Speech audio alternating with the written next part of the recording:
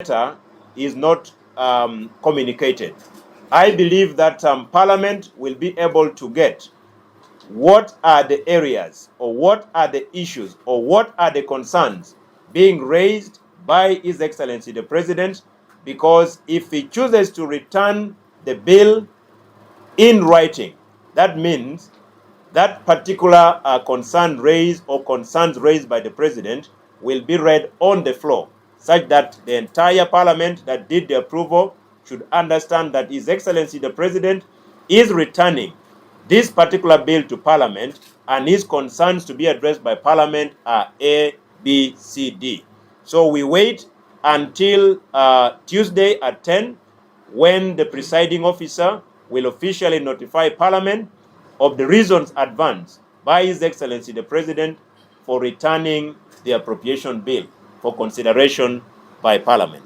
I am reliably informed that Parliament received the notification from the President last evening, and by this morning a decision was already taken for Parliament to be recalled next week on Tuesday, implying the leadership of Parliament is alive to the fact that the moment we delay this process, we shall end up paralyzing the supplies of money for Q1 for the next financial year. That is the reason why, in my humble opinion, the Right Honorable Speaker decided with the clerk to convene Parliament at the earliest opportunity, such that whatever is requested for in the letter of the President can be able to be addressed, maybe at the start of the next financial year, such that we don't end up paralyzing or frustrating the release of monies to government, ministries, departments, and agencies. So in my humble opinion, this may not. This can be handled within 1 or 2 days. We shall be done. Then the bill will be returned to the President for assent. Ours is budget related.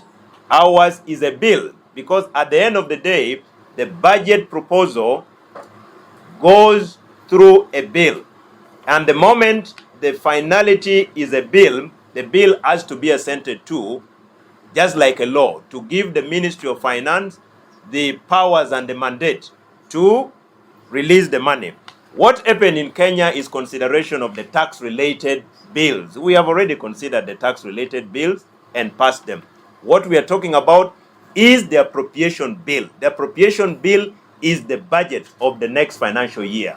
Tax-related bills were handled and passed. I believe they have even been assented to. So these are two distinctions. Ours is budget. The one in Kenya is tax-related. The fundamental question is, between the Constitution and the Public Finance Management Act, which one is supreme? The Constitution is supreme. And if there is any disagreement within any provision in any act and that of the Constitution, the one of the Constitution prevails. In this case, we are talking about the appropriation bill, much as it is the budget.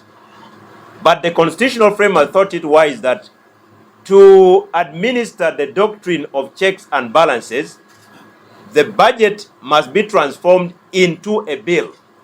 Now, the bill, when passed by Parliament, is assented to by the President. But that is still the budget for the country. So it is like a law. So finance will have the legal mandate to release monies based on what has been approved by Parliament and assented to by the President.